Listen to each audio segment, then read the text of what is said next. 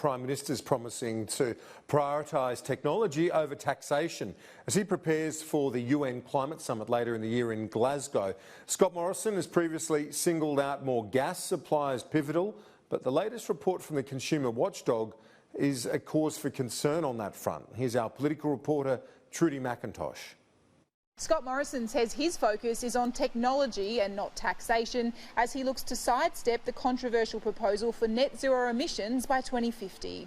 The policy pushed by Conservative UK Prime Minister Boris Johnson and the business community back here at home has triggered open warfare within the coalition. Scott Morrison hasn't confirmed his government will take a technology target to the climate talks in Glasgow at the end of the year, but it is clearly the Prime Minister's preference over the establishment and subsequent advocacy for a 2050 emissions reduction target. Anything we sign up to will be signed up to if we were to go down that path, having thoroughly looked at what is the impact on jobs, what is the impact on electricity prices. And currently, no one can tell me that going down that path won't cost jobs. A technology target would aim to improve the affordability of investment generation with the hope that would then lead to wider emissions reduction. You're actually looking at what the resources will be and what the amount of the spending will be towards developing technology. The government doesn't have a plan for anything. They have a plan for spin and a plan for marketing, and that's what this is. Central to the Prime Minister's present emissions reduction plans, increasing access to domestic gas supplies. We need to get the gas from under our feet. We've got to get the gas. So the ACCC's 8th interim gas inquiry report won't be welcome reading for the government, finding the long-term supply outlook for the East Coast gas market over the next decade remained uncertain.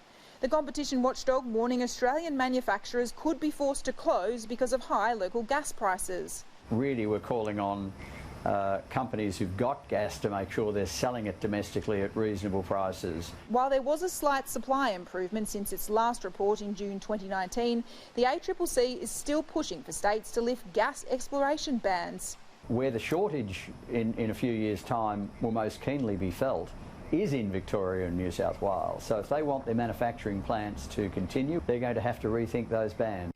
The New South Wales Treasurer signalling they could have a change of heart as it prepares to greenlight Santos's Narrabri gas project. We should be looking at it. As Treasurer of the State, I'm certainly supportive of it. Rod Sims has also shifted his position on a gas reservation policy, arguing it should now be considered. If there is extra gas found in Australia, there's some understanding that that gas will be used in Australia. In response to the ACCC report, the Energy Minister is looking to extend the gas supply mechanism.